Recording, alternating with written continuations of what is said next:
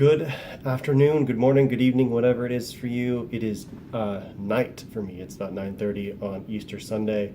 So hope you had a happy Easter. I certainly did. It was good to celebrate Jesus and the fact that he is risen, paid the penalty for my sins. Just a great holiday to celebrate, even without all the candy and the eggs and all the hunting. So hope you had a happy Easter. I'm here in my new apartment, in my office space. Behind me, I have a shelf full of nerdy goodies. I have a couple things on the walls, and here I have all my monitors for gaming and editing and just work. But I just wanted to record this video and put it up. It'll probably be Wednesday or so when this comes up. But I just want to real quickly go over second part of my Avengers PreGame, where I tell you my top 5 favorite Avengers movies, MCU films, and then give some predictions for what Endgame's going to look like before I go see it on Thursday evening. So top 5, really quickly. I'm not going to go as in-depth as I did with the first pregame, just because I don't want this video to run forever. But top 5, number 5, Infinity War. Really subverted my expectations having read the comics.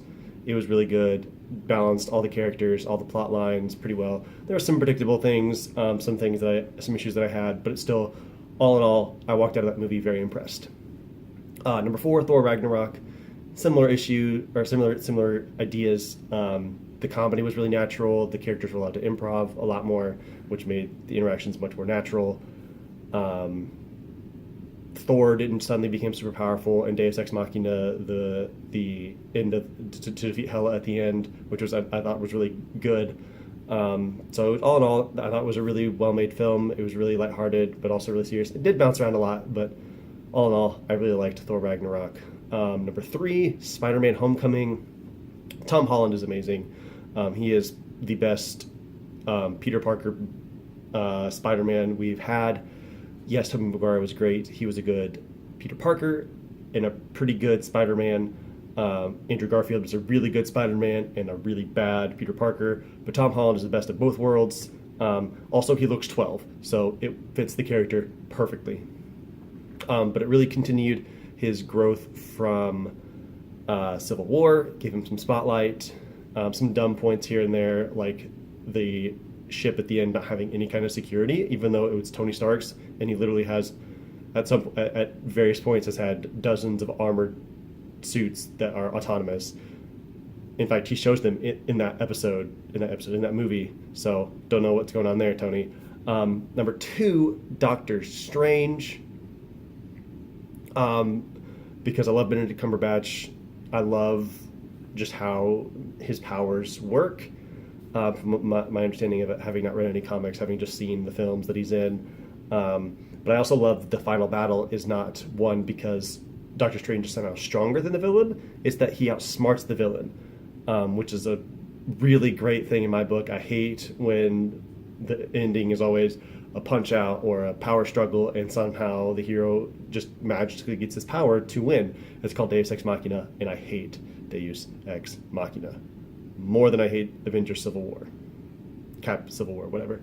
The number 1 favorite MCU film for me is, I get a lot of backlash for this when I say this, but Iron Man 3 is my favorite MCU film because it deals with the emotional impact of the first phase of the MCU, Iron Man 1, Iron Man 2, and Avengers.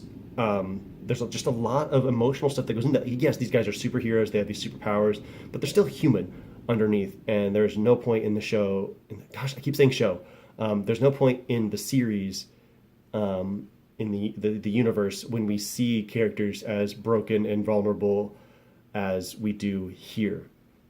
And it really plays into future films like Age of Ultron and Civil War and Infinity War, where he has this PTSD from his experiences in the first Avengers.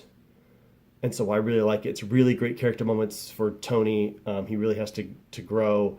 Yes, it is considered one of the worst Avengers films just because it's not as interesting and exciting, but it's the kind of stuff I look for. Really good character moments, not just really entertaining punching. So those are my top five favorite Avengers films. Um, Let me know what yours are in the comments below. Feel free to shoot down mine. I won't be offended if you hate all of mine. I've tasted plenty of flack for them. But meanwhile, before Avengers Endgame comes out on Thursday night, having seen no trailers, no teasers, just some posters as they come up on Facebook, and I just scroll past them real quick. Let me give some predictions for what's going to happen. All the characters who died are stuck inside the Soul Stone. There's a universe contained within the Soul Stone. It's a really special stone, and they're stuck in there. And so they're going to have to struggle to figure out where they are and how to get out. I predict that a character named Adam, who was teased at the end of Guardians Volume 2, will be in the Soul Stone to explain this to them and be like, so hey, here's how we get out. I know this place, because he does in the comic story.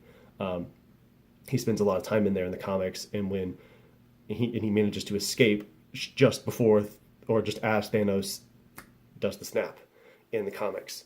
So imagine that's where half of the team is going to be, and then the other half is going to be on Earth, doing roll call to figure out who's dead, who's missing. Tony and Nebula are going to be trying to figure out how to get back to Earth, get in touch with people. I think Ant-Man's going to be key to that. Being in the quantum realm, he's in this weird time-space universe where he can probably just jump across the universe pretty easily, and possibly even manage to jump through time. But I think they're going to stick with the space just to help get to Tony, and Captain Marvel having her powers to kind of supercharge that will help get Tony back to Earth, where they all can gather together. In addition to the Bifrost, so I imagine they'll regroup, and then they'll somehow manage to track down Thanos, and they'll just jump to him using the Bifrost, maybe supercharged with some quantum energy from the quantum realm, or Captain Marvel. And so they'll fight. Nebula's going to get the Infinity Gauntlet because she does in the comics.